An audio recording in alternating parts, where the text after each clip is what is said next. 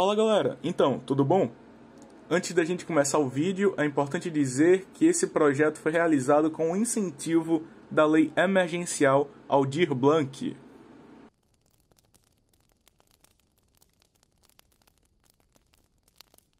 Olá, tudo bom? Então, acho que esse é o segundo episódio do Boi de Fogo, Yuri? Sim, segundo episódio. É o segundo episódio, né? Caraca, a gente tá fora do cenário comum, é o segundo episódio e a gente já não tá no estúdio.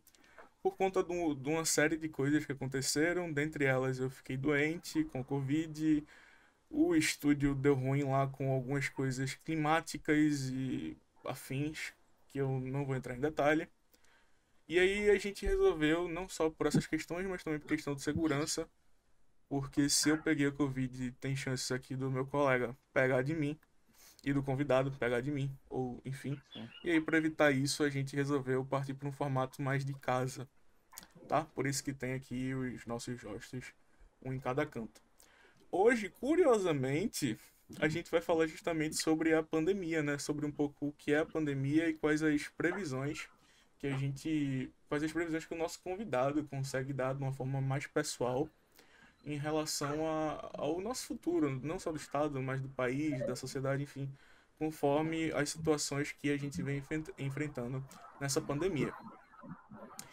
E aí a gente resolveu trazer um cara que parece ser muito gente boa, porque a gente ia bater um papinho antes de começar aqui a nossa entrevista. Raul Lima, tudo bom, cara? Tudo bom, tudo bom. Boa tarde, gente. Boa tarde, ou boa noite, ou bom dia, a gente não sabe o dia A gente oficialmente nunca, do a ano. gente nunca, eu ainda não me acostumei com essas coisas remotas. Eu acho que ninguém vai se acostumar, né? Eu acho que a gente nunca vai se acostumar com isso. Eu particularmente não me acostumo. Exato. Não só por estar dentro de uma câmera, mas de estar mostrando, por exemplo, o meu quarto todo bagunçado aqui. Isso me dá um pouco de agonia, mas ao mesmo tempo é isso aí, eu sou bagunceiro mesmo, fazer o quê? Eu amo simplesmente mostrar a parede monocromática daqui que ninguém sabe onde é que eu tô. Não sabe onde é que tu Serve tá, pra né? tudo, né? É um Serve pra ambiente qualquer coisa. coringa. Exato. Eu queria poder fazer isso, mas não dá não. Na verdade, eu tenho até que pintar minhas paredes, pode ver que tem umas manchinhas aqui atrás. Enfim, galera, acontece.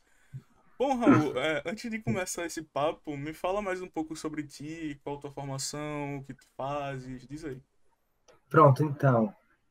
De formação, eu digo que eu sou biólogo, né? Mas eu digo que eu sou biólogo de nascença e de formação. Nunca tive pretensão, muitas vezes o pessoal pensa que a gente cursa biologia como uma segunda opção, no meu caso nunca foi, sempre foi a primeira opção mesmo. E me formei pela UPE, minha graduação em Ciências Biológicas, e aí acabei emendando com mestrado, e aí acabei fazendo mestrado em Biologia Molecular e em Biologia Celular Aplicada. E aí, nossa vida acadêmica, a gente vai emendando uma coisa na outra, doutorado também, e aí, atualmente, estou literalmente no último mês do doutorado, com a defesa batendo já na porta, para finalizar agora. E o doutorado eu faço em Biociências e Biotecnologia, né, na Fiocruz, aqui em Pernambuco. E desde o começo eu faço, literalmente desde o segundo período de graduação, eu estou dentro de um laboratório de virologia. E aí foi aqui no nosso estado, né? Acabamos que a gente passou por vários eventos, né? Tivemos Zika, depois a gente teve surto com chikungunya, surto com dengue, e aí veio essa pandemia e a gente nunca parou. Então, também leciono, né? Justamente trazendo um pouquinho dessa parte da virologia, trazendo um pouquinho dessa parte de desenvolvimento, um pouquinho de vacina, que eu também estou um pouquinho envolvido nisso, monitoramento. Então, acho que dá para a gente começar algumas coisinhas. Umas coisinhas. Umas Dá para a gente começar. coisinhas. Microbiologia aplicada. Nem fazia ideia que existia uma Não, palavra não, não. dessa. Existe. Eu tô impressionado. São 5 episódios dessa primeira temporada e eu tô impressionado com o pessoal que a gente tá trazendo aqui. Um, Né? um, é, dois analfabetos funcionais trazendo a galera, trazendo doutor, trazendo o pessoal que tá fazendo doutorado pra cá. Cara, que currículo impressionante. Henrique, exclui teu Lattes. Não, eu fui olhar ali o meu pobre Lattes com uma graduação em Ciências Sociais. Nem comecei a pós ainda. Nenhuma escola me contratou como professor de Sociologia. Ninguém quer uma pessoa formada em Sociologia para dar aula de Sociologia. Já reparou isso? Absurdo. 4 anos para nada, mas... Beleza. Triste. Isso não. Muito triste, muito triste. Obrigado, sistema educacional. Mas, caraca, que currículo. Só para começar o clima num clima gostoso, assim, bem afrontoso. Tu poderia dizer que tu teve que todas essas epidemias foram muito afortunadas pro teu estudo? Cara, eu costumo dizer o seguinte, eu não tive... eu acho que sim, realmente eu fui muito afortunado, porque eu tive uma capacidade de literalmente ter contato com situações que eu acho que pesquisadores durante muito tempo talvez não tenham vivenciado. Pude participar, por exemplo, quando a gente teve aqui em Pernambuco um surto, né, epidêmico de Zika. Então, literalmente, naquele momento, todo o mundo olhava para a gente. É um pouco diferente da situação de hoje em dia, porque os olhares são um pouco mais dispersos, porque diferente de uma epidemia, é uma pandemia que a gente está vivendo. Então, os olhares são dispersos para todos os países, né, para todo o globo, mas naquele momento, todo mundo olhava para a gente, todo mundo queria saber o que é que a gente estava fazendo o tempo inteiro. Então, foi bom, mas também tem aquele negócio de a gente sempre querer o outro lado da moeda. Então, eu sempre fui muito guiado por coisas que aconteceram no meio do caminho. Eu nunca pude dizer exatamente, vou fazer uma pesquisa desse jeito, desse jeito, desse jeito, desse jeito, porque a gente sempre atendeu demandas. E acho que, inclusive, daqui para frente, a ideia vai ser muito isso. A gente vai trabalhar muito atendendo demandas, porque hoje a gente está vivendo uma pandemia, mas eu não acredito que venha a ser a última. E mesmo que demore até vir a outra, né? Espero que demore, surtos epidêmicos vão acontecer. E quando a gente pensa aqui no nosso país, isso é muito. Hoje em dia a gente já tem alguns estudos verificando possibilidades de futuros eventos. Então, para mim foi muito legal, para mim foi muito bom, mas também nunca pude me distanciar muito dessa área, e às vezes quando a gente faz uma escolha, né, para um lado, a gente acaba aqui invisibilizando outros. Então, às vezes eu queria dar uma fugida, verificar ou trabalhar um pouquinho com outras coisas, e às vezes o tempo não dá e a gente vai meio que fazendo essa divisão. Então, eu acho que foi muito legal para mim, mas tem sempre esse outro lado também. Massa. Tu falou que provavelmente a gente vai ter outras epidemias e outras situações similares muito em breve. Infelizmente. Opa, Yuri caiu. Onde está? Será que ele caiu de vez? Você pode ter feito eu, que bati o dedo aqui sem saber um negócio de sair da reunião. A gente continua e eu acho que ele entra daqui a pouco. Bom, Sem problema. vamos lá. Tu falou que muito provavelmente vamos ter outras situações no futuro próximo, mas a gente já teve outras situações similares a que a gente está vivendo no passado? Se sim, quais? Tu poderia dizer? A gente já teve alguns eventos já pandêmicos. Acho que antes desse que nós estamos vivendo agora, tivemos a gripe espanhola. Se eu não me engano, eu posso estar um pouquinho errado nas datas, que eu sou péssimo de datas, mas era algo em torno, se eu não me engano, de 1918. Eu posso estar um pouquinho enganado em relação a isso. Mas sim, já tivemos eventos pandêmicos antes. Possivelmente teremos ainda no futuro, sim. E digamos, entre um grande evento pandêmico e outro, nós tivemos surtos menores. E aí, esses surtos menores e geograficamente um pouco mais limitados, nós chamamos de epidemias. Então, por exemplo, a gente teve a epidemia de HIV. Atualmente, a gente também tem epidemia de ebola em alguns países do continente africano. Isso está acontecendo ainda. Recentemente, em alguns países passaram por epidemia de ebola e pandemia de novo coronavírus ao mesmo tempo. Vai lá, vem cá, em locais um pouco mais delimitados, surgem surtos também de algumas doenças. Então, a gente já tem alguns estudos que apontam, pelo menos, 1.500 outros vírus que podem tomar o mesmo rumo do novo coronavírus. Porque o que aconteceu com ele? Ele é um vírus de uma outra, né? Utilizava um outro hospedeiro vertebrado, um outro animal, e ele acabou passando para a nossa espécie, para poder infectar a nossa espécie. A isso nós chamamos de um vírus zoonótico, porque ele consegue sair de um outro animal e passar a infectar humanos, causar doença em humanos. E aí foram feitos estudos para mapear, porque nós fazemos vigilância desses vírus que infectam outros animais também, para tentar ter a ideia de se eles podem passar a infectar a gente. E aí foram mapeados isso no ano passado, em 2020. Foram mapeados outros 1.500 vírus que têm a possibilidade de sair desses animais, desses outros animais, e passar a infectar a gente. Então, por isso que eu digo, existe sim uma possibilidade de mais para frente a gente passar por outros eventos epidêmicos, existe possibilidade da gente passar mais para frente por outros eventos pandêmicos. E aí, como tu me perguntasse do passado, né? Então, a gente aprendeu algumas coisas com o passado, eu acho que dessa vez a gente conseguiu lidar melhor do que com a pandemia, por exemplo, que nós tivemos de gripe espanhola. A gente conseguiu lidar melhor, não sei se vocês lembram também, há pouco tempo atrás a gente teve H1N1, nós tivemos um surto epidêmico de H1N1 também, que aqui no estado a gente precisou controlar e restringir muita coisa. Então, a gente vem com uma história que nos permite saber um pouco como lidar. A ciência evoluiu muito graças a isso também. E hoje em dia, acho que muitos dos erros que nós tivemos em relação ao enfrentamento da pandemia é muito mais por conta de escolhas que foram feitas erradas, mas não escolhas irracionais, escolhas racionalizadas erradas.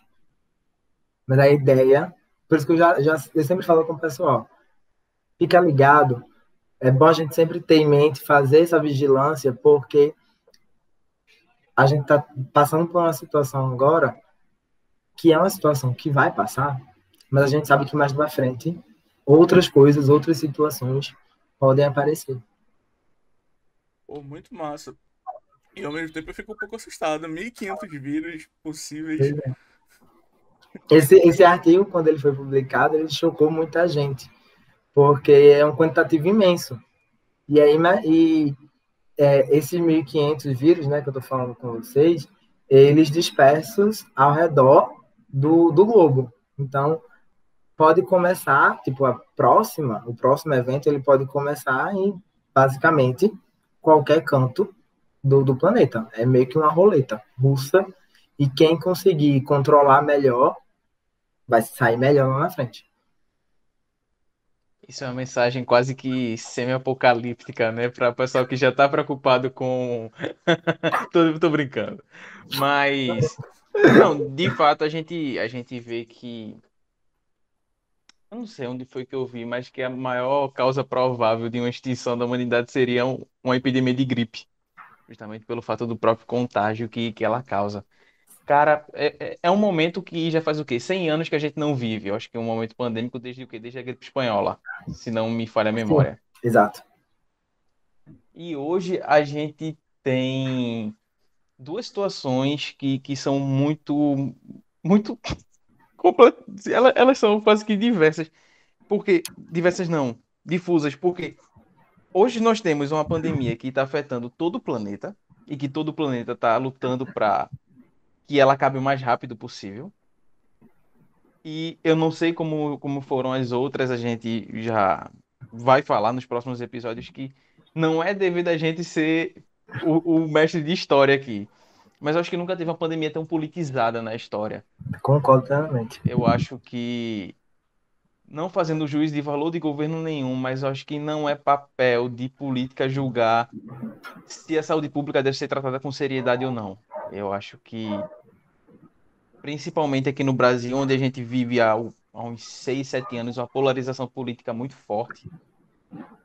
E tudo se torna escudo e espada para um grupo. Um grupo defende uma coisa, então outro grupo automaticamente tem que defender outra. E essa outra não é nem um sinônimo, tem que ser o completo inverso daquilo que a outra parte defende. Isso tem sido muito prejudicial, tanto no âmbito federal quanto às vezes até no próprio âmbito estadual. Porque a gente vê que decisões que seriam simples de ser tomadas, simples assim, né? Que seriam óbvias, melhor dizendo, de ser tomadas, não estão sendo tomadas porque tudo virou um cavalo de guerra. E esse cavalo de guerra não é para proteger muitas vezes o cidadão, mas é simplesmente para defender uma bandeira. E Sim. isso eu acho o maior absurdo dessa pandemia. Não é o fato de, cara, é horrível, mas uma pandemia chegou, infelizmente, e a gente quer que ela acabe o mais rápido possível. Eu não aguento mais usar máscara o dia inteiro. Mas é muito triste a gente ver que essas coisas estão acontecendo no nosso país. É muito triste a gente ver, sei lá, governador lutando contra presidente, lutando contra prefeito. Isso não era para ser algo que teria que dividir as pessoas. Eu acho que a pandemia era para ser algo que, de certa forma, nos unisse. Qual é o inimigo em comum? É o vírus. E eu acho que isso tem sido muito malévolo para o país. Eu não sei o que é que Henrique acha. Nelsinho, desculpa. Eu não sei o que é que Nelsinho tá achando, mas além de todas as mortes que vem acontecendo, eu fico muito triste por causa disso. Muito triste porque a gente vê, por exemplo, Raul que, cara, estuda e que tá vivendo o dia a dia dessa pandemia, mesmo que talvez não sei sua área de atuação, talvez não esteja dentro de um hospital, numa UTI, Não mas o estou cara dentro de tá vivendo, hospital, mas mas o sou cara tá sou vivendo de linha isso de todo frente. santo dia. Então, cara, vamos parar menos de escutar políticos, enfim.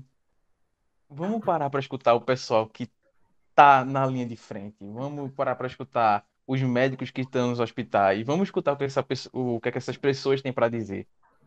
Uma coisa é você perguntar sobre um advogado, um assunto de direito. Cara, eu vou perguntar para quem sobre vírus? Eu não vou perguntar sei lá, para um borracheiro, para um mecânico, para um engenheiro. Eu vou perguntar para o cara que está fazendo doutorado na Fiocruz, parceiro. É para ele que eu vou perguntar.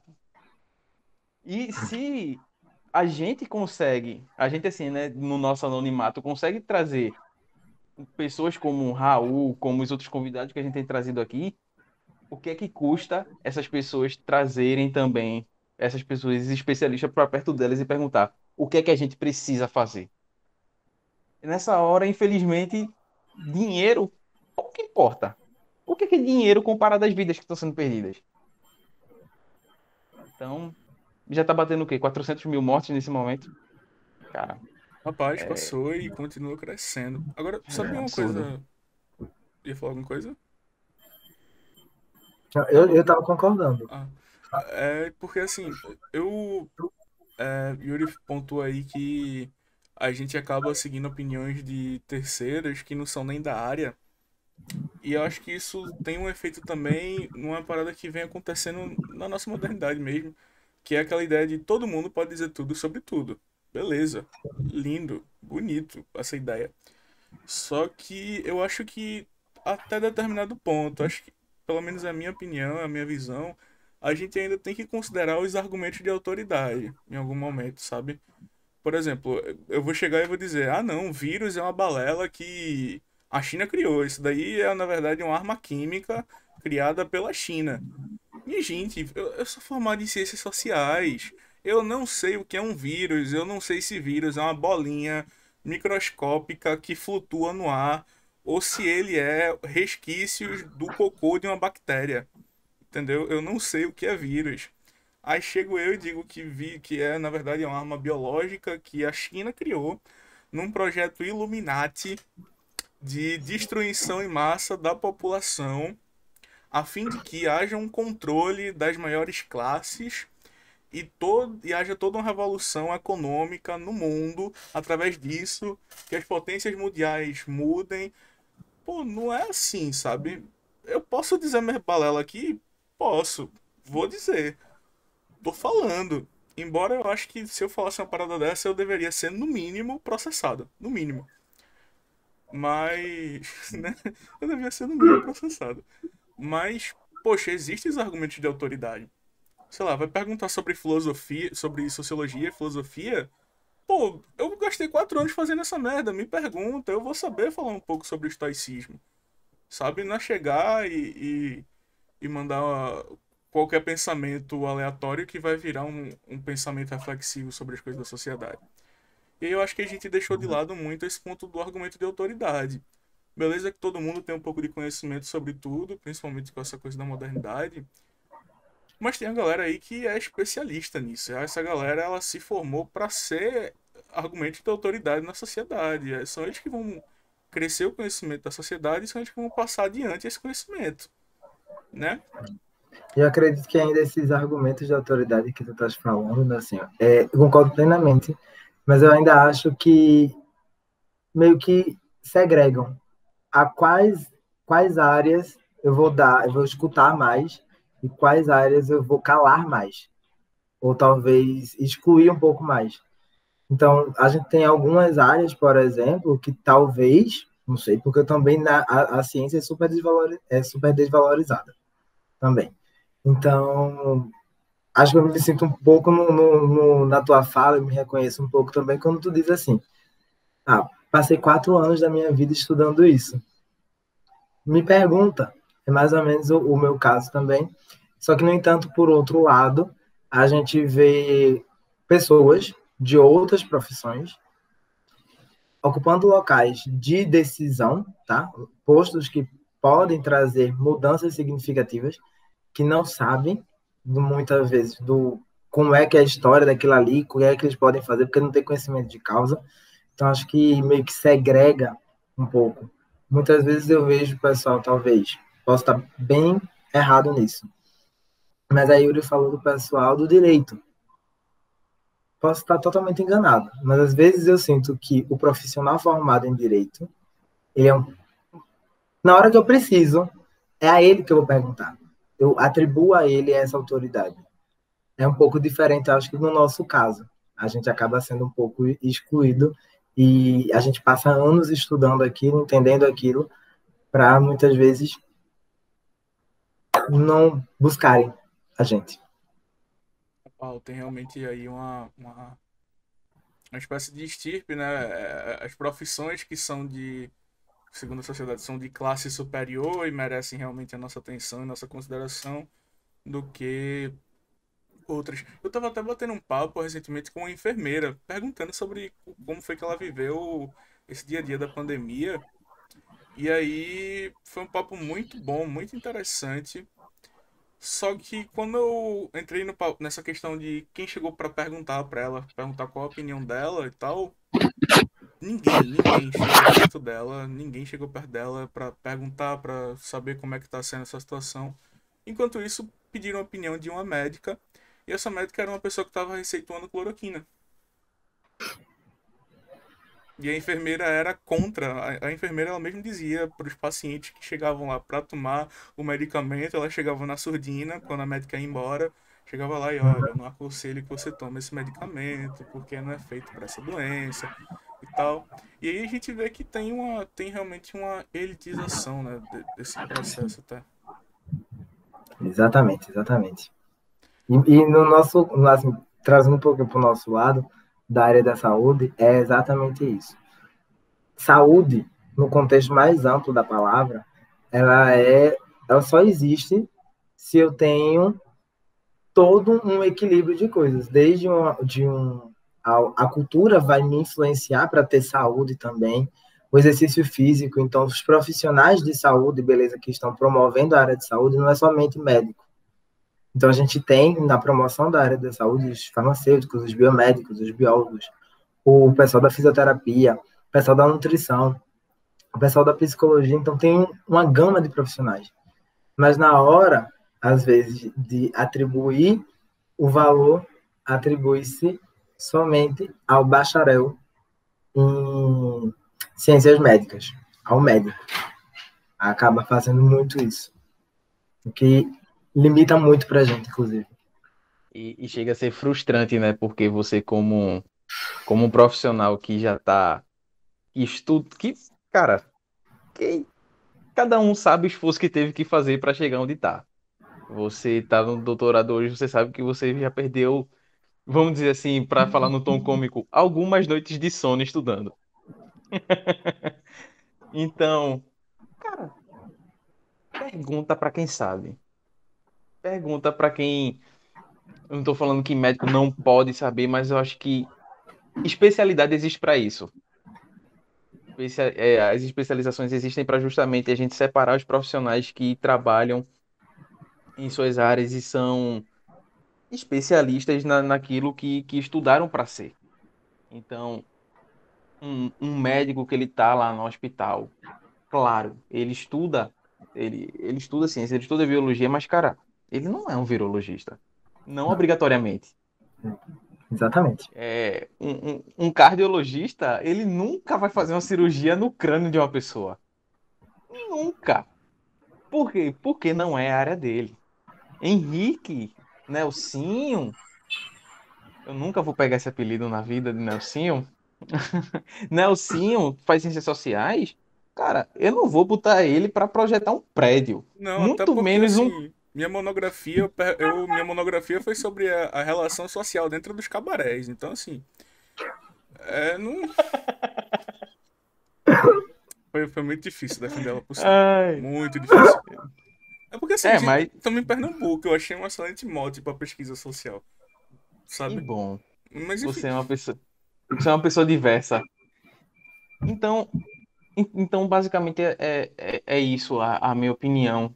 Mas o que eu queria saber, Raul, a gente já Hum. tem falado, assim, né? A sociedade tem falado há um ano já, de, cara, e quando voltar ao normal? Ah, vai voltar ao normal. Quando chegar a vacina, quando isso passar? A gente sabe que quando voltar ao normal, não vai voltar ao normal do jeito que era em 2019. É impossível. O que a gente está vivendo hoje vai ter que ser aprendido como lição para que a gente tente pelo menos evitar o que vai ser, que não aconteça isso no futuro. Agora, minha pergunta é, como pesquisador, como uma pessoa que está na área, o que é que você acha que vai acontecer quando isso passar? O que é que as medidas que vão ser tomadas, o que é que a gente tem aprendido com isso? O que é que a gente tem aprendido com essa pandemia? Cara, eu vou te ser sincero, eu não sou muito otimista. Eu não sou, acredito que eu não vou ser o convidado mais otimista de você tá no vocês lugar certo, então. Continue. aqui. Então, o que é que acontece? De fato, pensando do ponto de vista de ciência, tá? Nós estamos aprendendo muito. Como pessoa da virologia, é um momento único para a gente. A gente literalmente está conseguindo, tá passando por um desafio de história de filme, de tipo uma coisa que não existia, passou a existir, está cometendo pessoas no mundo inteiro. A gente está descobrindo literalmente essa doença a cada dia. Então, para quem estuda, por exemplo, doença, poder desvendar uma doença que está acontecendo nesse exato momento é fascinante. Para quem, assim como eu, estuda uma parte de evolução, que muitas vezes a gente só pega o ponto final da história evolutiva, né? Agora, literalmente, a gente consegue ver ela acontecendo, então é muito fascinante para a gente. Pensando na ciência, estamos formando, tipo, hoje em dia, os profissionais que saírem, que vivenciaram isso, vão sair com outra cabeça. Só que isso é o que eu acho que vem a ser o aspecto positivo. Os profissionais vão sair com uma outra cabeça e a gente vai sair um pouco mais calejado, digamos assim. Talvez um pouco mais cuidadoso e talvez sabendo resolver um pouco mais os problemas. Tipo, aconteceu esse problema, como é que eu consigo resolver de maneira mais imediata? Então, a experiência traz esse jogo de cintura. Por outro lado, a história também nos ensina que, por situações passadas, existem alguns aspectos que tendem a não ser muito duradouros. Então, a nossa sociedade esquece muitas coisas. Não estou dizendo que isso vai ser facilmente esquecido. Jamais. É uma ferida que está aí, que a gente vai ver nos livros de história, que a gente, quando for pegar, daqui a 50 anos, quem for pegar livros de virologia, marco histórico, vai ter, com certeza, essa situação lá descrita para acontecer. A gente, hoje em dia, está vivenciando essa história, que daqui a algum tempo vai estar em livro, mas em livro que eu digo acadêmico. Só que aí vamos partir do ponto de vista social. Então, do ponto de vista social, eu acredito que o tempo de reflexão ele é um pouquinho mais curto. Então, nossa sociedade, ela é muito efêmera. Ela tende a ser muito passageira. Então, conhecimentos, verdades, acaba sendo tudo muito superficial. Então, eu tenho um receio, na verdade, Yuri, de passou essa situação e aí vai chegar um momento em que vai ser emitido um decreto, na realidade, vai ser emitido um decreto para revogar o uso das máscaras, como a gente, hoje em dia, né, o uso da máscara em ambiente público, ele é obrigatório por um decreto. Vai chegar um momento em que esse decreto vai cair, e a gente vai poder voltar, talvez, a circular sem utilizar a máscara, daqui a 1 ano e meio, 2, talvez, eu não estou pensando nisso para agora, estou pensando nisso bem mais para frente, mas o meu medo, assim, meu receio a partir do momento que esse decreto cair e que a gente não tiver mais o símbolo dessa pandemia no nosso rosto, que é a máscara, a população passa a esquecer. E aí, esse esquecimento traz com ele toda a ausência de medida higiênica que nós tínhamos anteriormente. Porque ninguém tinha um costume muito grande de limpar as mãos com álcool em gel. Ninguém tinha um costume de lavar as mãos, de espirrar com o cotovelo. Então, a gente sempre fez de outro modo. Esse modo antigo não pode voltar a acontecer. Acho que esse é o grande ponto. Quem está vivenciando agora, sociedade de um modo geral, quem está passando por isso agora, tem que passar a ter uma etiqueta respiratória, digamos assim, uma etiqueta de higienização. É correto, tipo, você saiu, voltou para casa, a primeira coisa que você tem que fazer é tomar um banho. E a gente sabe que tem muitas pessoas que não têm esse costume, ou não tinham, né? Pelo menos esse costume. Mas isso é o ideal. Então, quando a gente passa a entender, eu, por exemplo, eu também já fiz muito isso. Hoje em dia, eu já internalizei muita coisa. Então, fazer feira, trazer aquele material para dentro de casa e higienizar, hoje em dia eu não consigo imaginar antes, como era antes de fazer isso. Porque é o correto. Porque mesmo que não tenha esse vilão, digamos assim, esse novo coronavírus, vão ter outros que vão acontecer.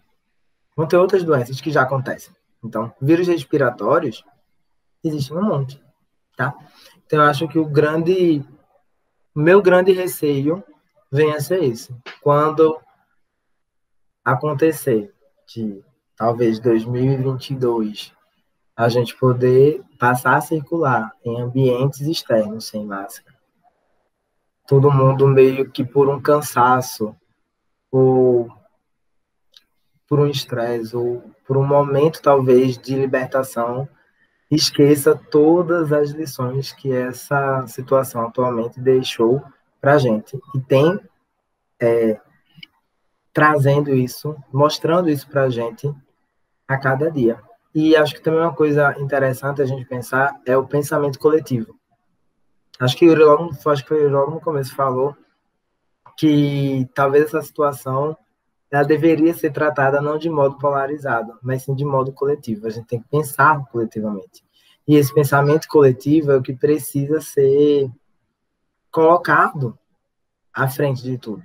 E não somente na questão da pandemia, mas na questão de vivência social.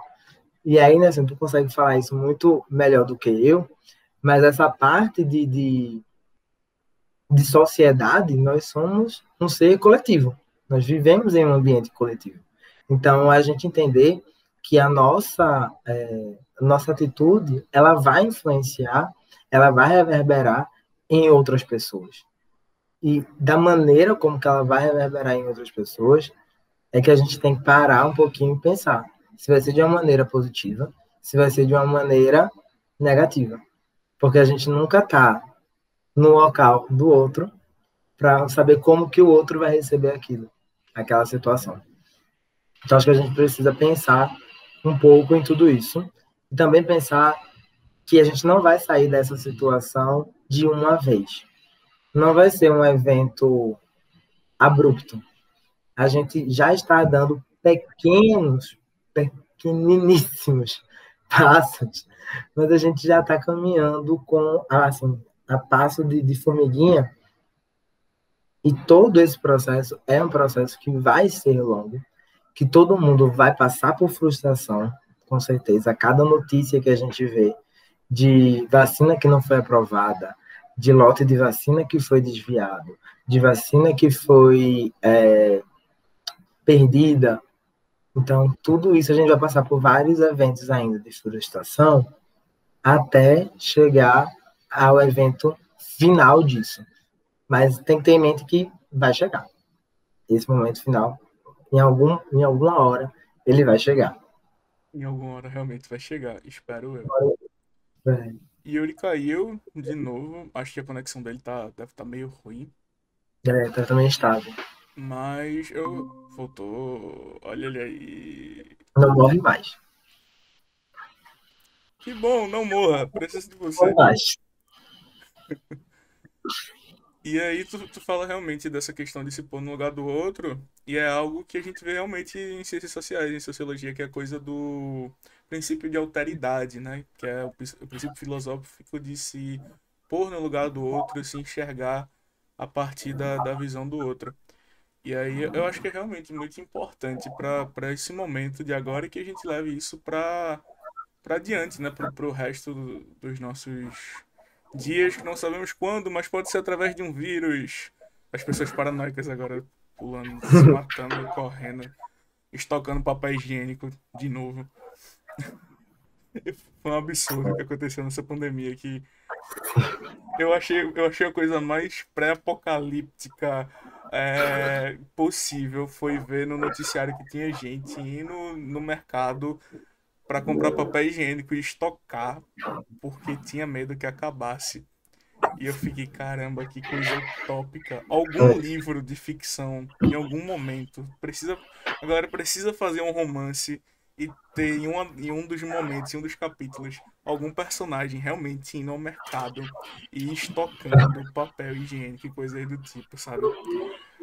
Outras coisas fantásticas, não sei se tu acompanha, mas eu gosto muito, que é o Porta dos Fundos. Eles criaram um Conheço. quadro que eu até mostrei pra Yuri, que é de uma vovozinha que ela se tranca na cisterna da casa dela. Aí esse personagem ele se tranca basicamente com papel higiênico, água sanitária, latinha de ervilha, latinha de milho e algumas outras poucas coisas. E ela se comunica com a família dela através de videochamadas. Quando o telefone dela consegue uma carga, porque ela corre para casa, bota o telefone para carregar, volta para cisterna, sai da cisterna, pega o telefone, volta para dentro da cisterna. Enfim, é um personagem que eu achei ele a coisa mais genial do mundo e eu realmente sei que isso aconteceu com algumas pessoas. Eu tenho plena certeza que algumas pessoas devem ter feito algo assim. Com certeza, com certeza, com certeza. E acho que também teve uma situação de pessoal indo acabar, tipo, tiveram supermercados que o estoque das coisas, tudo sumia da prateleira, que o pessoal estava comprando as coisas para poder estocar em casa. Muito um cenário assim, realmente pré-apocalíptico. Aí, cara, Eu acho que justamente por a gente não, por exemplo, o brasileiro ele não tem muito esse terrível costume, digamos assim, de viver em tempos de guerra, por exemplo, que nem outros povos, né? Exemplo, a gente vê muito, por exemplo, sei lá, você imagina pandemia no Iraque. Acho que para aquela galera que já vive numa situação tão difícil, que já vive num ambiente tão hostil. Cara, a pandemia, claro que é um problema para eles, é mais um problema. Mas para gente que vive no nosso país tropical, no nosso país tranquilinho, cara, uma pandemia e a ideia de, olha, vai morrer gente de rodo, meu amigo, é estocar papel higiênico, água sanitária e ir para cisterna mesmo. Eu presenciei isso no início da pandemia, a gente teve que ir ao mercado e eu vi coisas que, meu amigo, parecia, sabe, filme de zumbi que a galera entra no mercado, vai saquear as coisas e, sei lá, bota dois carrinhos de ervilha, enche um caminhão de água mineral e leva. Eu Cara, confesso era que eu uma roubei o pão de uma cena. senhorinha. Eu confesso que eu roubei o pão. Eu te contei essa história, eu acho, Yuri. Eu fui no mercado, tinha acabado. Eu fui comprar torradinha de alho e cebola, que eu gosto muito. Só que já tinha acabado o pão e não tinha nem pão de caixa, não tinha mais nada. Só tinha aquela sacola de pão daquela senhorinha. E ela foi pra fila e ela esqueceu de comprar mais coisa e voltou pra comprar as coisas e a sacola dela ficou lá na fila. E todo mundo esperando ela voltar pra fila pra ela pagar o bendito do pão dela. Eu tava atrasado, com pressa e tava querendo comer pão. Aí eu cheguei pra caixa e passa esse pão aqui pra mim. E passei o pão dela com as minhas compras e fui embora. Eu eu confesso que eu roubei um pão de, assim, entre aspas, né, que eu paguei. Mas eu roubei o pão da senhorinha. Henrique vivendo na barbárie, roubando o pão de senhorinha na pandemia. Não, mas cara, meu irmão, a pandemia, ela tornou os seres humanos, principalmente o brasileiro, que já precisava ser estudado desde antes da pandemia, tornou muita gente como se fosse, cara, animal. Tipo, ai meu Deus, vai ter uma pandemia, claro, situação gravíssima. Mas, cara, vai faltar papel higiênico, velho. Aí o que mais me irrita é essa mesma galera que foi para o mercado para estocar papel higiênico não querer tomar a vacina. Isso me Ah, tira do sério, porque, cara, tu foi pro supermercado, levou dois carros de compra de papel higiênico e agora vai, beleza, beleza, querido, vamos tomar vacina? Vou não, essa vacina aí, confio foi não. feita muito rápido. Nossa, Confio eu não. ouvi muito isso. Foi feita muito rápido. Não, foi feita muito rápido, é sensacional, porque Pois é. é, até parece que foi ele que estava lá no laboratório e que, cara, eu acho que realmente essa vacina aí não vai dar certo não. Beleza, filho, mas como é que foi feito? Já que foi tão rápido? Como é que foi o processo para fazer tão rápido?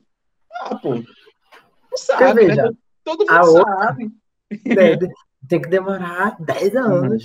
Tem que ser, pô, Tem que isso demorar aí, 10 anos.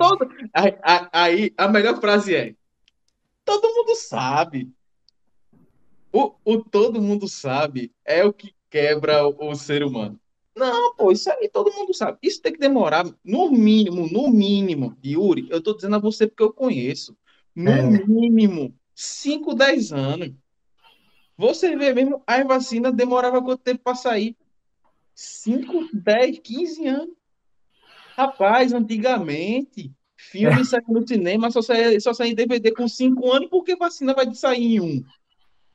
Não, pior Então, foi. Não, rapaz, o vírus surgiu lá na China. Aí quem conseguiu a vacina primeiro? Quem? Quem? Aí a galera, foi. China. Eu, não, foi a Rússia. A primeira vacina comprovada foi a da Rússia. A Sputnik, nome lindo, maravilhoso. Parabéns aí pra Rússia, por sinal, pela excelente ironia. Mas sabe, eu já ouvi argumentos bárbaros. Eu já vi vídeo de um cara vestido de médico falando que a cloroquina não, esse é outro vídeo, por sinal, mas depois eu conto essa história. É um cara vestido de médico, dá pra ver claramente que é uma montagem, aquele cara provavelmente não é médico. Ele tá falando um italiano muito truncado, você vê claramente que não é um italiano fluido. E ele diz que, na verdade, a vacina é um plano do governo, das organizações mundiais em conjunto, para eliminar as pessoas de classe média e classe baixa, porque a situação econômica atual não merece, não aguenta mais essa crescente populacional. E eu fiquei, caraca, quanto mais gente, mais compra e mais venda, Mas não, tudo bem, vamos matar metade da população que o lucro vai crescer. Relaxa.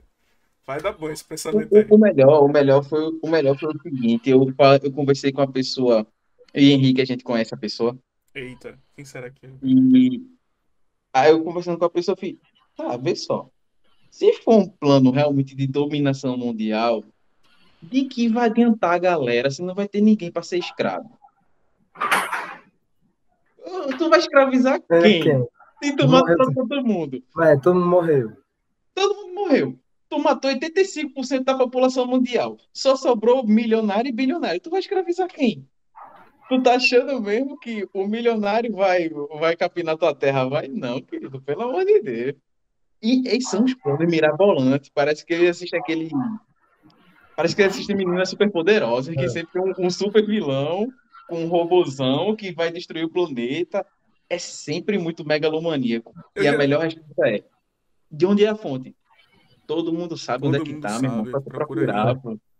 Todo mundo sabe. Isso aí tá espalhado, pô. Tá espalhado em todo canto. Todo mundo tá sabendo já. Tá sabendo, não é? Bicho, eu vi Não, tá sabendo, não. cristão dizendo que era o apocalipse. E aí, essa vacina era o apocalipse. E o cristão falou o seguinte: temos que impedir o apocalipse. Se você for pela lógica religiosa dessa pessoa, o apocalipse é o ápice da crença dela. Mas ela quer impedir o ápice da crença dela. E eu fiquei, Ué, Nani? Sabe? Não faz muito sentido, mas tudo bem. Mas aí, vamos lá. Tu falou que uma hora isso vai acabar. E eu acredito que vai, só não sei quando. Espero que breve.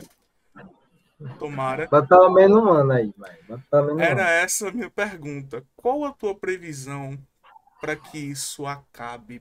Pelo menos no mundo. Vou nem dizer nosso país, porque a gente chegou em 60 anos agora. Qual é essa tua Bom, previsão? rapaz, eu boto pelo menos aí 2022. Pensando assim, outros países, tá? Pensando num cenário mais global. Bote aí alguns 2022. A gente já está vendo alguns países que já estão com casos mais controlados. A gente já tem basicamente nenhum óbito ou uma quantidade de óbitos muito controlada. Então a gente já começa a ter recentemente nos Estados Unidos, a gente já teve a liberação, né, de quem já está vacinado em ambiente público poder circular sem utilização de máscara. Então, pensando no cenário mundial, eu acho que a gente, aos poucos, a gente já está caminhando. 2022, pensando metade, assim, segundo trimestre de 2022, a gente já deve ter alguma coisa assim mais concreta para a gente já poder ter sinais mais claros. Pensando em Brasil, do ponto atual que a gente está, a gente tem um estudo matemático que, de acordo com o que a gente está agora, com o ritmo de vacinação que a gente está agora, a gente tem para poder vacinar todo mundo até 2024. Então, é 2024, 2025, no ritmo atual de vacinação. Tá? Esse estudo foi publicado em algo, acho que é algo em torno de 1 mês e meio atrás, 2 meses, eu não me lembro muito bem. Mas, no ritmo que a gente tem hoje, seria para Brasil 2024, 2025. Essa situação pode alterar? Pode. Hoje deve estar chegando um lote aqui, né, no nosso país, de acordo com as notícias, deve estar chegando um lote de vacina da Pfizer, que não sei quando, mas deve ser colocada para a população logo mais. Qual é o nosso grande... A gente está tendo aqui agora o desenvolvimento da Butanvac, que seria a vacina mais brasileira, tá? Que as propagandas dizem uma vacina 100% brasileira, mas ela não é tão 100% brasileira, porque uma parte dela foi desenvolvida nos Estados Unidos. Mas tá aí, a gente vai conseguir ter uma produção nacional dessa vacina. Então, esse cenário pode encurtar um pouco se a parte de administração, se toda a parte de gestão, de distribuição e tudo funcionar bem, que é o maior desafio do brasileiro. 2025 então, né? Tá. Então, essa é a nossa situação. Assim, cenários que nós temos de previsão, isso eu não estou falando do meu juízo, tá? Nós temos artigos científicos que trazem essa ideia de projeções matemáticas de acordo com o ritmo de vacinação atual que nós temos, só que aí, particularmente, eu tenho uma outra preocupação, e aí é uma preocupação pessoal. Aqui no Brasil, a gente está vivendo um momento de surgimento de muita variante. E, literalmente, agora, a gente está vivendo uma corrida entre vacinar a população para que o vírus deixe de circular um pouco mais, porque quanto mais o vírus circula, mais ele vai naturalmente sofrer eventos de variação genética e naturalmente ele vai surgir uma variante. Qual é o grande problema? Colocar esse vírus em contato com pessoas vacinadas durante um período de tempo relativamente assim, suficiente para fazer com que o vírus consiga se evadir da vacina, porque ele agora está tendo contato com indivíduos vacinados. Esse é que é o grande problema para a gente adaptar e a vacina não vai valer de nada, né? Porque agora ele está no momento em que ele ainda continua circulando, com assim, uma força muito grande, ele ainda está muito disperso, e eu tenho uma população que está vacinada. Então, eu estou promovendo agora contato de pessoas vacinadas com o vírus. Nesse exato momento, pode acontecer justamente como tu falasse, o vírus passar a criar uma estratégia para se evadir disso. E... a gente, para ter uma ideia de... Não pensando em situações vacinais, mas pensando em situações naturais. Tá? A gente escutou muito, inclusive isso foi até bem promovido aqui, né? Vamos fazer imunidade de rebanho. Muitas vezes foi dito, não, quanto mais as pessoas entrarem em contato com o vírus, mais eles vão desenvolver a imunidade natural, e aí deixa isso acontecer, porque vai gerar naturalmente imunidade de rebanho. Eita, caiu. O que será que aconteceu? Enquanto ele não aparece. Tá me ouvindo aí? Tranquilo. Voltou. Eu fiz a mesma coisa, gente, desculpa. Não, sem estresse. Acontece. Eu não consigo manter a mão parada. Normal. Mas aí o que eu estava dizendo?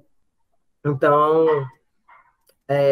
teve essa ideia, né? Quanto mais a população entrar em contato, vai ter imunidade de rebanho, e aí o vírus vai deixar de circular, porque todo mundo vai ficar doente, a gente vai perder um bocado, mas aí a gente vai ter uma imunidade natural.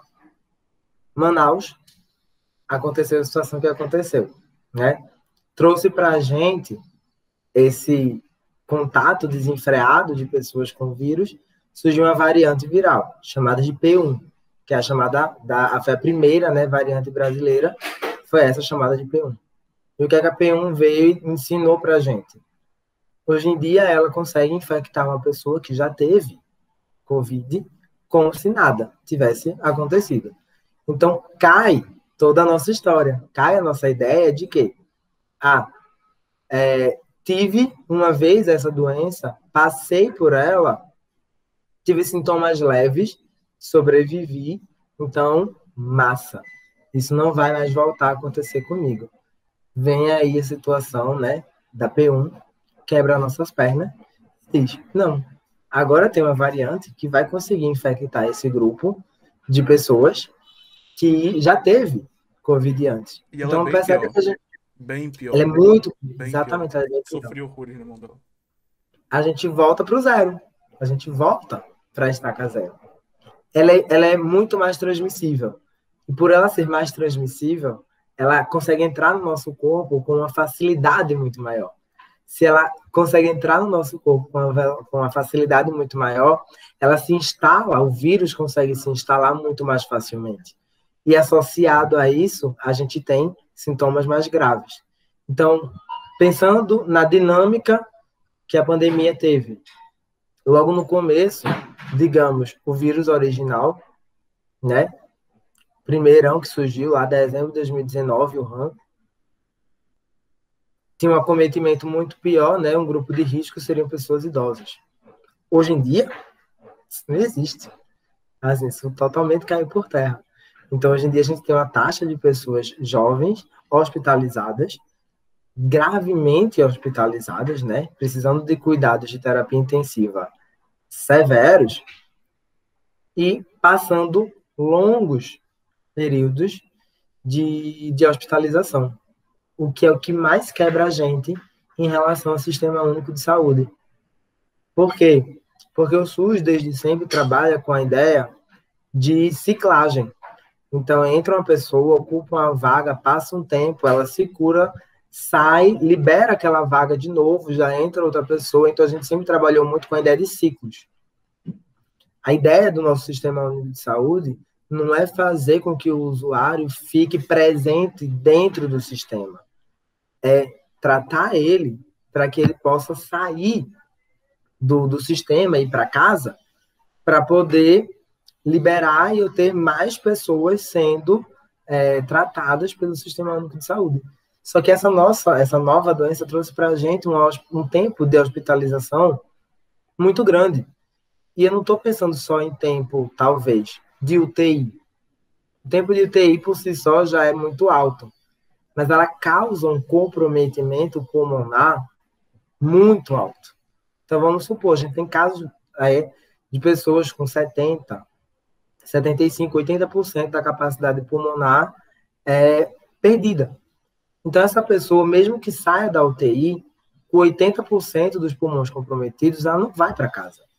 Ela ainda vai continuar interna em hospital, passando por fisioterapia respiratória, passando ainda por acompanhamento para poder ter a chance de recuperar o máximo que conseguir da capacidade respiratória para, então, poder ser liberada. E, hoje em dia, é mais ou menos esse cenário que a gente tem.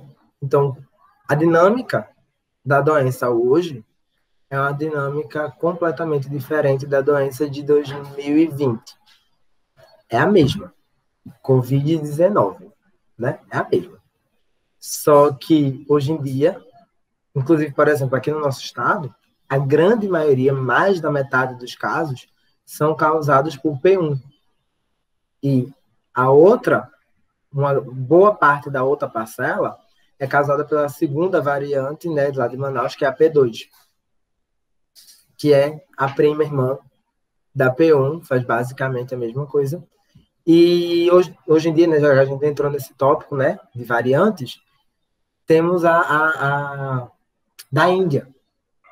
Agora, uma das mais recentes é uma que surgiu lá na Índia, que é um outro país que está com um caso muito sério, principalmente agora. Mas surgiu lá na Índia e essa está sendo considerada assim, muita atenção sobre ela, porque ela meio que está somando várias características de várias outras variantes dentro de uma só, e se uma já trazia uma melhoria para o vírus, imagina eu pegar várias dessas variantes, juntar em uma só. Essa nova, ela está sendo considerada até mais letal para a população. Então, a gente precisa pensar também no seguinte: tem uma variante que surgiu lá na Índia, massa, mas essa variante pode chegar aqui no Brasil? Pode. Pode. Infelizmente, pode. Então, um mundo que é globalizado. Por mais que hoje em dia a gente tenha restrições de, por exemplo, o brasileiro está com as portas fechadas em vários locais do mundo, nossos aeroportos ainda estão abertos para alguns desses locais. Então, a gente não pode ir, mas podem vir. Então, tem todo esse aspecto que a gente precisa literalmente ter cuidado. As notícias não são muito Eu disse que reconfortantes. eu não era o convidado mais otimista de vocês. Eu Não, avisei. perfeito. Casou com a gente, de Não. certa Mas forma. assim, a gente pode tratar, de certa forma, como essa visão mais realista da coisa, principalmente de alguém que está dentro dessa luta, que está dentro desse âmbito de estudo.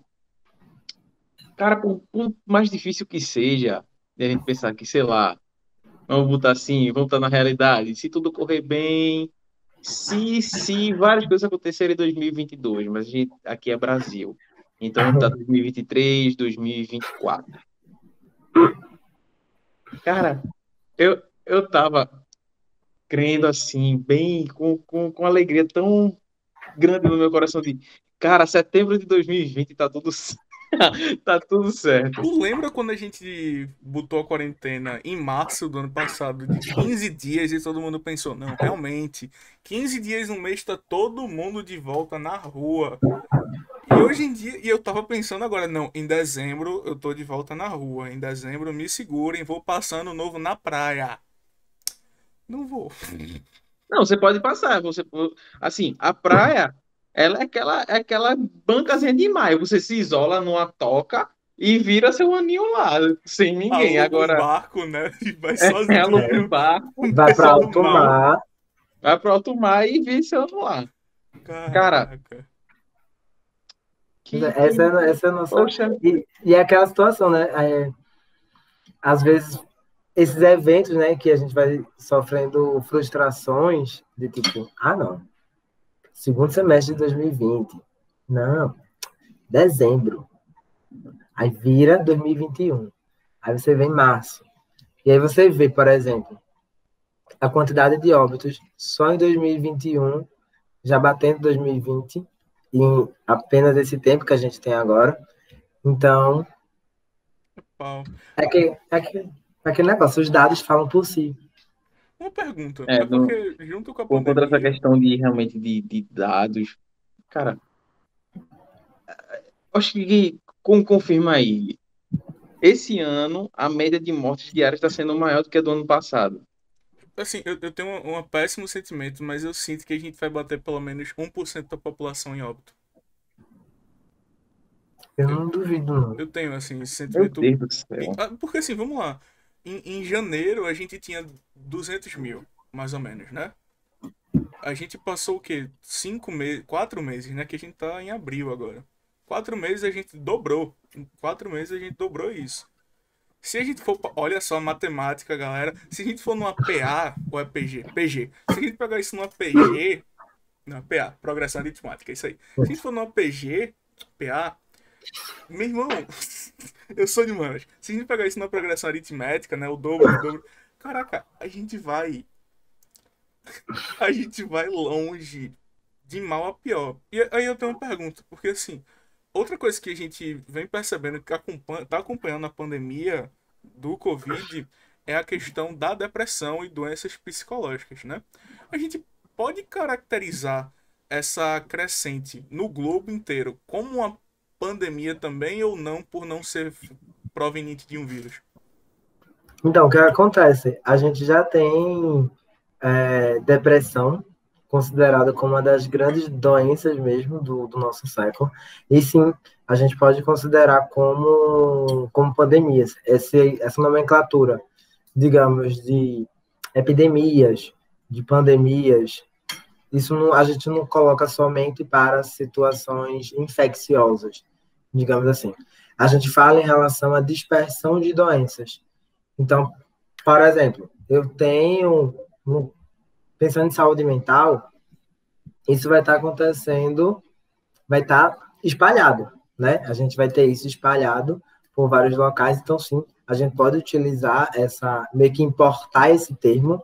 A gente normalmente utiliza isso e associa doenças infecciosas justamente pela capacidade de dispersão que elas têm.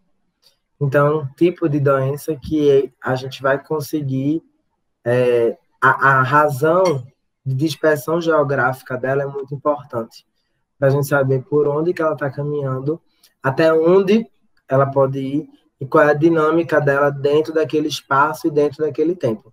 Mas sim, a gente pode colocar, pensar em depressão como uma pandemia. Um dos grandes problemas para a gente em relação a isso, na realidade, vai ser o diagnóstico fechado. Esse aqui é um dos grandes problemas.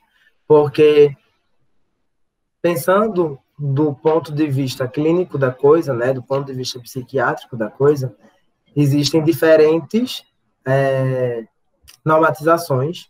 Então, você tem uma normatização de uma sociedade brasileira, você tem uma normatização de uma sociedade europeia, você tem uma normatização de uma sociedade norte-americana.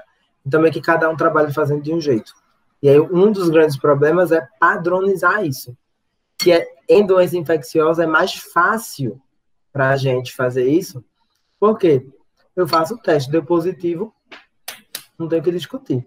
Não é um padrão, não é uma... como é que eu posso dizer? Não é uma normatização que vai mudar de um canto para o outro. É o teste.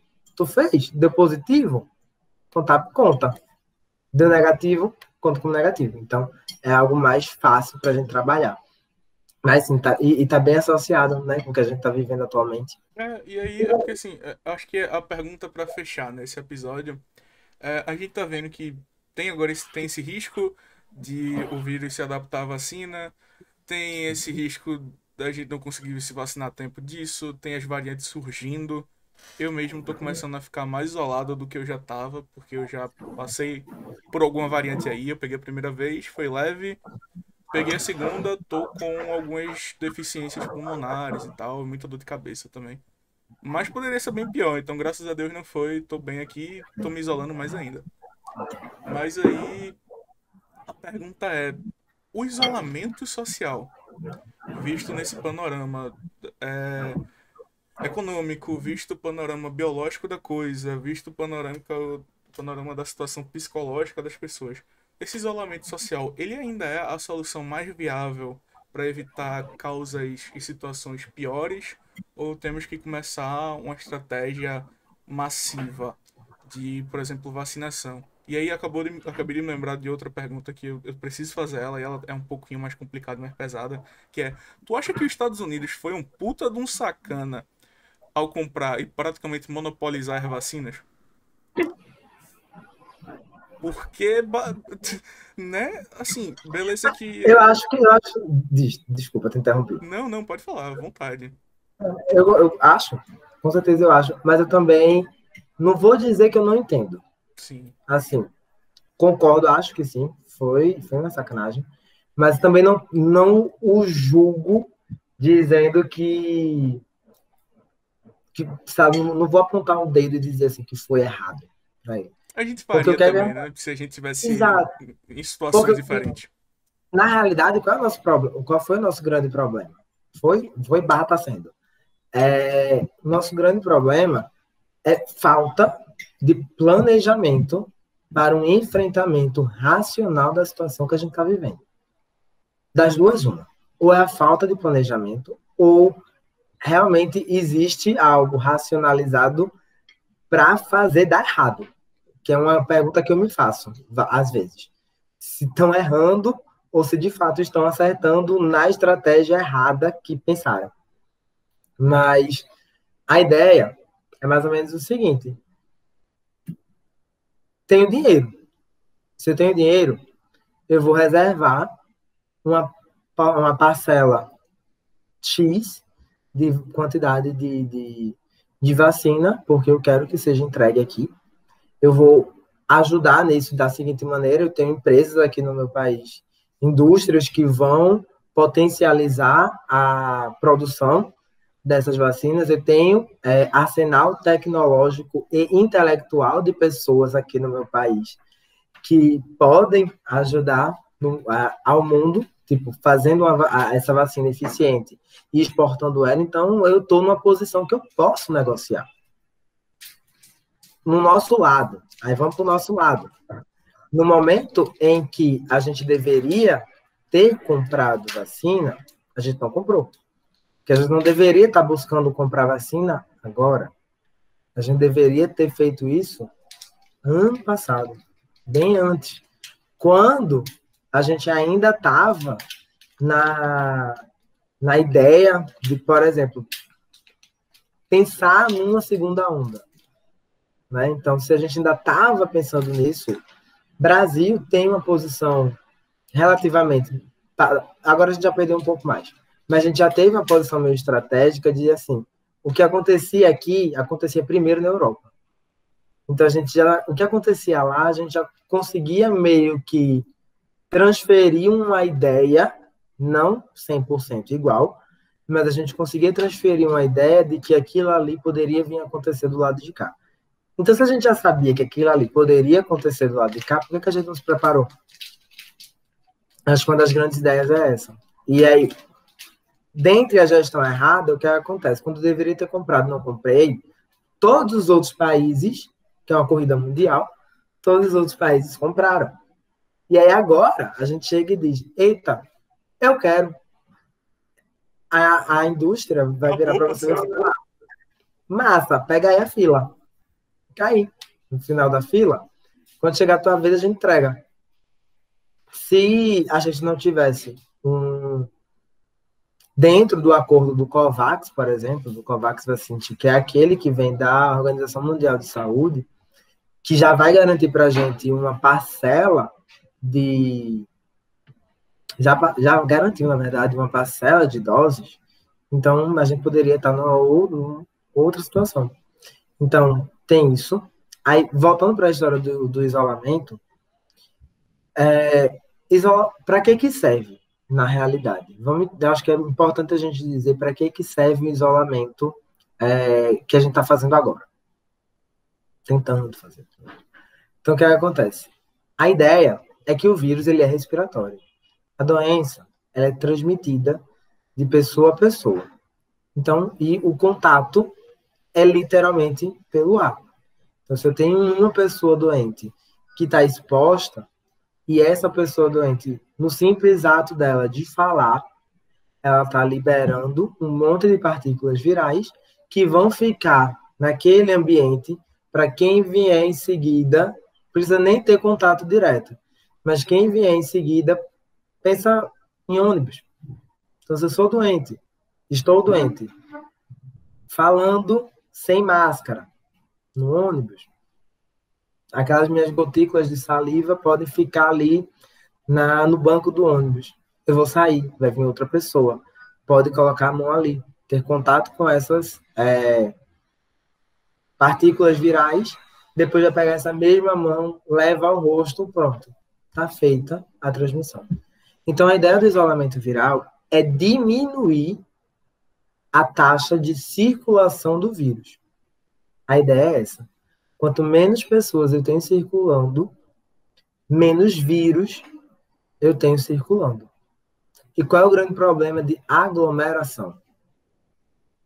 Porque eu, enquanto indivíduo doente, se eu estou em um ambiente fechado, ou se eu estou aglomerado com outras pessoas, a gente tem uma coisinha que a gente chama de carga viral.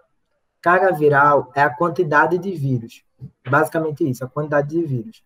Quanto mais aglomerado a gente está, e tem um indivíduo doente, quem vai estar recebendo essas partículas virais vai receber com uma carga viral alta. Quanto maior essa carga viral, mais fácil a infecção tem, mas possivelmente ela vai se estabelecer de uma maneira mais fácil. Quanto maior a carga viral, mais facilmente o vírus consegue infectar uma nova célula. Então a gente faz o quê? Afasta as pessoas. Só o isolamento social resolve? Não. Só isolar as pessoas dentro de casa resolve? Não. Por quê? Porque eu colocar todo mundo dentro de casa, o vírus, na hora que a pessoa sair, o vírus vai sair junto. Então, não faz diferença. O que é que vários outros países têm mostrado para a gente que tem funcionado e tem dado certo? É um período determinado de isolamento, porque isso segura o vírus. Enquanto a gente está segurando esse vírus, eu estou fazendo a vacinação. Então, nem só uma coisa, nem só outra. Vários países aí afora tem mostrado para a gente que a principal estratégia a principal não, mas a melhor estratégia que a gente tem é não isolamento, mas um lockdown eficiente durante um período de tempo. Enquanto eu estou aqui segurando a circulação desse vírus, eu estou vacinando as pessoas. Por quê? Lembra aquela historinha que a gente falou? Vírus circulando, pessoas vacinadas. Eu quebro isso. Se eu mantenho as pessoas, se eu manter as pessoas dentro de casa, eu diminuo a circulação do vírus e vou aumentando a porcentagem de pessoas vacinadas. À medida que eu vou aumentando a porcentagem de pessoas vacinadas, aí sim eu posso chegar a ter uma proporção de mais pessoas imunes do que pessoas suscetíveis, e aí o vírus não consegue circular tão facilmente. Então, assim, é eficiente? É, desde que seja feito de maneira correta. Porque, por exemplo, fazer isolamento social. Uma das coisas, por exemplo, que eu já vi e eu fiquei rindo. Por exemplo, a gente vê em supermercado. Aí colocaram nas caixas, botaram aquela telinha de acrílico para meio que separar o funcionário do cliente. O vírus está no ar. Aquela telinha de acrílico, literalmente o vírus dá a volta. Então, não... E vale salientar que o cliente ele não pega os produtos que ele entrega para o caixa com o pensamento. Ele pega na mão, coloca Isso, no caixa e acha que ele está isolado porque tem um acrílico. Mas é um bom marketing. Isso era só um adendo. Não, mas e pronto, exatamente isso. Ele Então, bisozinho, ele é ridículo. Aquela parada ali, beleza, evita que minha saliva seja projetada e tarará. Mas, tipo, se eu não botar uma máscara por baixo, não adianta. não adianta. Sabe? Cara, eu uso essa parada porque eu trabalho em indústria e eu uso essa parada para ir para o trabalho. Tu usa máscara junto ou não? Isso é uma das coisas. Sim, com máscara. Dá um Ué. suor aqui, né? Que é uma Assim, desgraça. no ônibus que eu vou, que eu pego um ônibus fretado para ir para o trabalho. Cara, isso é uma das coisas mais desconfortáveis que um ser humano pode usar. Porque a máscara ela já abafa. E o Face Shield, ele é um complemento a este abafamento respiratório que você tem. Mas, voltando, é necessário. É necessário. Não é... Eu odeio usar. Se alguém dizer, cara, eu amo usar máscara, eu me sinto muito bem usando aquela parada na cara por 12 horas. Não. Eu confesso que eu Ninguém te passei entende. a amar a máscara. E eu explico por quê. Minha autoestima aumentou um pouco com a máscara. Bota a máscara, bota o óculos. Se pá, eu solto o cabelo, ninguém me reconhece. Eu ando numa liberdade no meio da rua que minha autoestima aumentou um pouco. Nas fotos, por sinal, no Instagram, eu só tenho foto agora com máscara. Mas só uma última coisa, não sei se eu estou correto nesse sentido. Aí o professor vai saber explicar mais. Mas, lembrando aquela parada da vacina, cara, foi feito muito rápido. Só um adendo. Não sei em números, isso aqui eu estou chutando, procurem depois. Com essa questão dessa pandemia, primeiro, como é que você desenvolve um projeto como esse? Você tem que ter incentivo, você tem que ter verba para fazer o projeto. Se você tem menos verba, você não consegue fazer o projeto tão rápido e com riscos tão altos porque você não tem grana para fazer de novo. Eu não posso dizer que jamais na história rolou tanto dinheiro para a indústria farmacêutica. Mas, cara, você tem que imaginar que tem que ser produzidas no mínimo 15 bilhões de doses dessa parada. Então, por que foi desenvolvido tão rápido? Porque tem muito cliente. Tem cliente à beça. Então, quanto mais dinheiro, mais rápido você consegue desenvolver, porque vai mais recurso na mão do cientista. Então, ele consegue recrutar mais gente, ele consegue comprar mais equipamento, ele consegue desenvolver mais rápido, porque ele vai conseguir, sei lá, fazer os projetos dele, tudo roda mais rápido com grana. Então, mas por que essa transferência não saíram tão rápido? Porque não teve tanta grana, querido. Não era tão urgente que nem uma pandemia. Então, só vale essa parada. Ah, por que saiu tão rápido? Porque rolou muita grana. Pois E é. só para finalizar, cara, se puder, eu entendo que tem gente, e a gente sabe que tem gente que precisa sair para trabalhar, que precisa, infelizmente, estar na rua, que não tem para onde ir, no sentido de eu não posso ir para outro lugar para trabalhar. Cara, fique em casa. Se você puder, se você puder fazer um home office, se você tiver algum emprego que, cara, esse emprego me permite ficar em casa. Fique em casa. Ajude as pessoas que não podem ficar. Porque Isso. é horrível. Você. Aí, claro, infelizmente o brasileiro se acostuma, mas, cara, você tá lá naquele ônibus, e infelizmente o ônibus não deixou de ser lotado por conta do Covid. Muito pelo contrário, está mais lotado do que nunca, porque as frotas foram reduzidas em todos os estados. Então, cara, aquilo ali é uma máquina de transmissão do vírus. Aquilo ali já era com todas as outras doenças, né? Mas hoje em dia a gente tem esse fator a mais. Então, cara, fica em casa. Já tá um ano. Ah, eu já tô há um ano, fica em casa. Cara, vai até 2025. Fica, fica em casa. Fica tranquilo. Que se você, a galera começando a sair, só vai acontecer uma coisa, só vai piorar. Sabe, o meu Em vez único de 4 conforto. mil, vai começar a morrer 8 mil.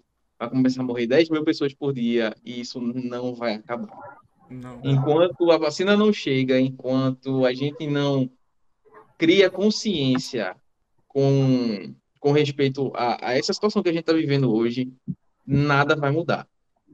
Não seja otimista na esperança de que, cara, eu espero que tudo dê certo. Mas não ache que você é um ser imune, simplesmente imune. Ah, eu não pego não, eu tô imune. Eu escutei um dia desse. Cara, eu não sei o que meu irmão, eu tô imunizado já. Pô, meu irmão. E às vezes esse cara bota uma pessoa na UTI e ele nem sabe.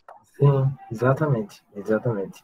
E às Então, vezes gente morre por causa de uma pessoa dessa e ele não faz a mínima ideia. Então, cuidem-se.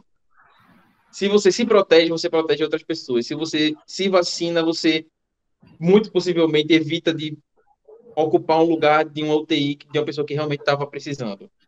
Que infelizmente, acidente vascular cerebral ainda acontece, acidente de carro ainda acontece, acidente de moto ainda acontece, bala ainda sai do cano de arma. Então, nada disso parou. A gente só tem um fator agravante. Aproveitando, O que já não era bom ficou pior. aproveitando isso, eu Então, faço um pedido para os pais, em geral, porque o que a gente viu também é que a escola em si, os lugares de ensino são um grande foco, né? Dessa disseminação dessa doença, desse vírus. E aí eu faço um apelo em geral para os pais, porque de certa forma eu estou em contato muito com a área da educação. Parem de dizer que os professores não estão trabalhando, não estão tendo aula. Parem de incentivar os seus filhos voltarem ao ensino presencial. Parem de incentivar os professores voltarem ao ensino presencial por hora. Vocês estão simplesmente mandando eles para um matadouro, de certa forma. Tanto os profissionais, quanto os seus filhos, e seus primos e seus netos. Em vez disso, auxiliem o educador que está dando o ensino online, que não é fácil, porque vamos lá, a gente está numa entrevista aqui num bate-papo. E Yuri já caiu 3 vezes. Para eu começar essa chamada aqui, a minha internet, só Deus sabe como foi difícil. A de Raul desligou a chamada sem querer 2 vezes. Agora imagina um cara sozinho numa sala de aula online com 40 pessoas. Essa pessoa tem, sei lá, uma internet de 5 megabytes por pulso. E aí ele tá lá sofrendo, o computador dele mal aguenta. Ele chama o computador dele de tranqueirinha, porque o computador vai na força da fé e do ódio, funcionando no Google Meet. E aí, não tendo esse apoio e suporte em casa, por trás das cortinas, para que esse aluno, essa criança, esse adolescente, enfim, esteja ali participando, você está complicando as duas situações. E aí, quando você incentiva que haja essa volta, você está agravando essa situação que a gente está falando aqui, que o Yuri acabou de falar, de você tá botando alguém na UTI. Se duvidar, você tá se colocando na UTI que sua criança pode pegar. ser assintomática, passa pra você, minha fera. E é você que vai pra UTI. E aí, quem é que vai cuidar do teu filho depois? Entende? Você pode estar colocando o professor na UTI, a mãe do professor, o próprio professor, porque tem muito professor idoso, minha gente, muito professor do grupo de risco. Enfim, repensem isso, porque é o que eu tô vendo que eu acho que é crítico, né? Principalmente no nosso estado, que é essa volta às aulas mal pensada. Muito mal pensada. Se eu tivesse filho, eu mesmo não colocaria meu filho pra voltar agora. Mas, enfim, era só isso que eu queria fazer um adendozinho. Não, eu acho que é exatamente isso. Acho que a gente tem que pensar coletivamente. Acho que a grande mensagem talvez seja exatamente isso. A gente tem que pensar de uma maneira coletiva. Não é pensar somente no aperreio que eu estou passando. Todo mundo está passando, cada um sabe seus corres. Todo mundo está passando por um corre diferente. Não tem ninguém 100% bom nessa história, tá? Todo mundo está com ansiedade aumentada, todo mundo está com uma depressão, todo mundo está com alguma sequela física ou mental dessa história. É impossível a pessoa sair dessa situação que a gente está passando sem dizer que não teve nada, mas o pensamento coletivo é o que vai livrar a gente, é o que vai salvar a gente. E aí é pensar no professor do seu filho que você está colocando lá, pensando se vale a pena botar lá, e você pensar nos profissionais que são essenciais, né? Feito Yuri disse, de se você pode ficar em casa, fique. Por quê? Vai ter pessoas que não vão poder. Tem pessoas que não têm escolha. Vão ter que sair de casa. E aí, seja porque é um trabalhador de um serviço essencial, seja porque depende daquela renda do emprego e o empregador não liberou. Então, a pessoa vai ter que sair de casa. Tá?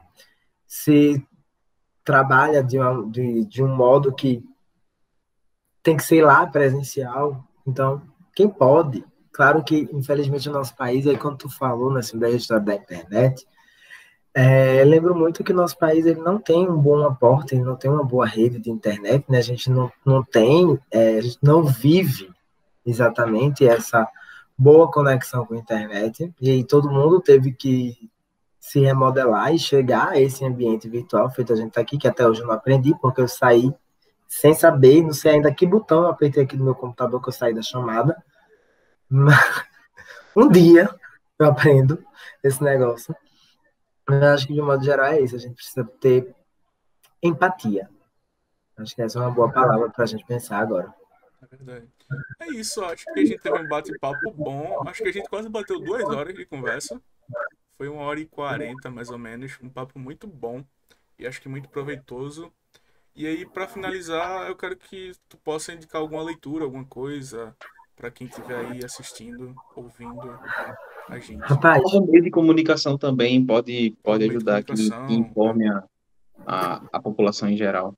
eu vou até falar uma coisa assim, durante essa nossa conversa, algumas vezes surgiu uma palavrinha aqui na minha cabeça, que foi informação científica.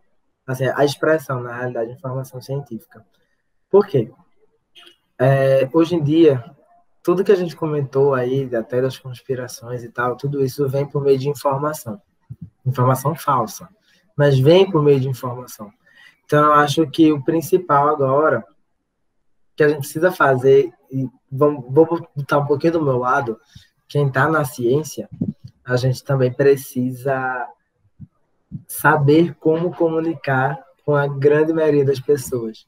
Acho que eu mesmo já passei muito por isso, já vi muito isso, porque nós somos, infelizmente, nós só aprendemos a nos comunicar com os pares. Então a gente fica dentro daquele mundinho, só sabe comunicar com aquele mundinho, mas ciência é para todo mundo, é para geralzão saber. Então tem o Instituto Questão de Ciência, tá? Então quem quiser buscar aí no Google o Instituto Questão de Ciência, tem vários, lá vocês vão conseguir encontrar listas e mais listas de livros, de artigos, de informações, de bate-papos, de meios de comunicação, que eu acho que vale muito a pena. E pensando um pouquinho do lado, talvez um pouco mais moderno, se a gente for pensar em canais, talvez, de YouTube, tem várias e várias, não sei se uma vez a cada semana, ou uma vez a cada 15 dias, a gente tem uma live onde um grandioso biólogo brasileiro, que é especialista em divulgação científica, que é o Atila Yamarindo, ele faz. Então, assim, eu não sei se eu posso fazer uma propaganda de outro canal, mas a Se eu soubesse a ideia... quantidade de propaganda que a gente já fez. Eu acho que os vídeos da gente provavelmente não vão ser monetizados pela quantidade de propaganda e coisa que a gente já A fez. gente já perdeu. Não, o problema não é ser desmonetizado, não, porque a gente tá fazendo, de certa forma, a gente tá fazendo tanta propaganda para Para tanta outros, né? gente. Para tanta gente. Porque, primeiro, essa brincadeirinha de cara, vamos, diz uma dica de leitura, diz um canal. A gente tá divulgando tanta Pô, gente, mas isso pra eu fiquei gente, de pensando, meu certa Deus, forma, eu não posso falar, importa não posso tanto, falar. porque, Tá, cara, a gente voltou. Ao primeiro episódio, eu já vou falar de novo agora. Eu fui falar de Joaquim Nabuco, eu acabei falando de Maurício de Nassau, e eu confundi esses dois ícones pernambucanos assim, né? Porque Maurício de Nassau é holandês, mas eu confundi eles dois por conta das faculdades, que pertencem ao mesmo grupo. Aí eu troquei os nomes por conta das faculdades. E eu falei na hora, galera, desculpa, porque é o nome de duas faculdades. Se eu não me engano, uma absorveu a outra. E eu estudei uma, por sinal, fiz um curso petróleo e gás, nunca usei isso pra nada, mas. Enfim, sabe? Pode falar. Pronto. Eu acho que as lives que ele faz são lives muito honestas. Assim, são muito sinceras, muito verdadeiras. Então, acho que quem quiser ter contato e saber um pouquinho e acompanhar toda a evolução, acho que é muito legal, porque ele traz a informação não somente falada, mas ele traz em gráficos. Ele traz a informação pautada no que a gente tem, de fato. No que não é inventado, não é da cabeça dele, não é a opinião dele, são dados. Tá? São gráficos que foram computados, que foram verificados, que foram checados. E então acho que é algo que vale, assim. Se eu for indicar esses dois, a questão de ciência, e aí lá vocês vão conseguir encontrar outras, assim, uma ruma de outras literaturas científicas e esse canal. Assim, não vou nem dizer esse canal, mas essa pessoa, porque ele tem divulgações em livros, tem divulgações em vários outros meios, não somente o meio virtual, mas essa pessoa, essa cabeça, acho que vale a pena. é isto. Por hoje foi o suficiente. Acho que foi uma mensagem positiva, de certa forma. Não foi uma mensagem positivista, mas foi uma mensagem positiva. Para finalizar, a gente tem que terminar, infelizmente, né? O momento blogueirinho, o momento mendicância Oi, que a meninas, gente tem tudo que ter. bom? É. É, Não, mas a mendicância da gente é tranquila. Se você gostou do conteúdo, se achou de certa forma interessante, eu não concordo com o que o Raul falou. Tá, tranquilo. Você pode não concordar, mas a metade gente não fez concorda. com o máximo de responsabilidade possível. Se gostou, se achou legal, se achou interessante, e quer mais, dá um like no vídeo, pelo amor de Deus. Se não gostou, faz um favor, dá dislike.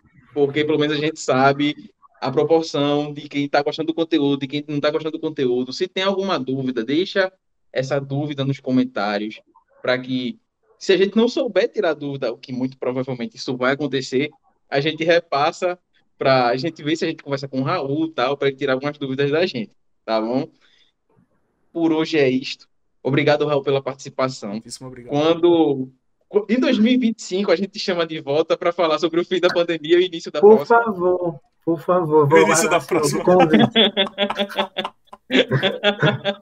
Pode chamar, que aqui Não, já a precisa de gente vai te casa. chamar quando isso Nossa, acabar. na próxima eu vou estar o Bane do Para Batman. relembrar meus momentos, a gente vai fazer uma retrospectiva Covid. Eu vou estar o Bane do Batman, sabe? Eu tô ficando careca, eu tô vendo aqui pelo próprio vídeo que eu tô com as entradas. Vou estar de máscara 2025. Eu vou estar o Bane do Batman, só que em vez de fortão, gordo.